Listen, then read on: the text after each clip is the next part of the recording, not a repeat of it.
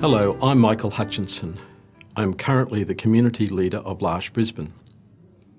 L'Arche was founded in France by Jean Vanier in 1964. The word L'Arche translates to mean the Ark. As L'Arche, we are people with and without intellectual disability sharing life in communities belonging to an international federation.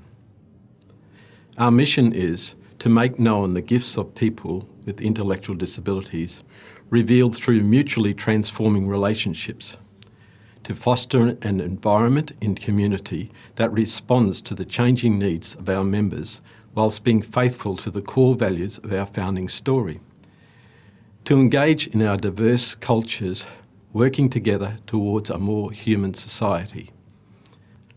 L'Arche Brisbane was founded in 2003. The community came into being after much prayer and trust in God that people with and without intellectual disability could live lives where their individual gifts were fully recognised. I was born into a Catholic family and had the benefit of education through the Good Samaritan Sisters and the Christian Brothers. After school, I obtained a job and life was moving along as it did in the 70s. I was going along in life thinking I was doing okay. The combination of both home and school set me up to be a person who cared for my fellow human family. In 1980, my life took a different turn and I was led to the writings and examples of Jean Vanier. This introduced me to L'Arche and Faith and Light. And this has had a fundamental change where my life has gone. I was influenced by these words of Jean Vanier.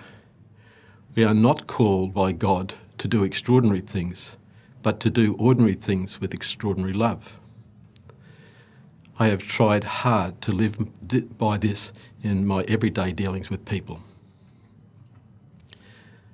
Another well-known writer, Henry Nouwen, who spent the last 10 years of his life living in a community of L'Arche, says, "Pay attention to the people God puts in your path if you want to discern what God is up to in your life." Living my life as part of L'Arche puts me in front of the very raw emotions of my fellow humans. There are many times of joy and celebration, and there are times of hurt and great disappointment.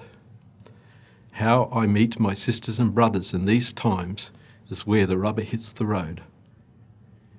It is so important that in both these extremes that I am able to show my own woundedness. It is through being able to show our own wounds that each of us is able to grow together. The day-to-day can have many times of ordinariness and possibly the mundane. It is then that I remember the words of Jean Vanier. Let us not put our sights too high. We do not have to be saviours of the world. We are simply human beings enfolded in weakness and in hope, called together to change the world one heart at a time. The times that give me greatest joy are those when I can be with our members with disabilities and our assistants. Spending time together, sharing stories, a laugh, a cuppa are all life-giving moments. Sometimes there does not have to be a lot of words. It is in knowing that we are there for each other, that we are sharing a common bond in time and place.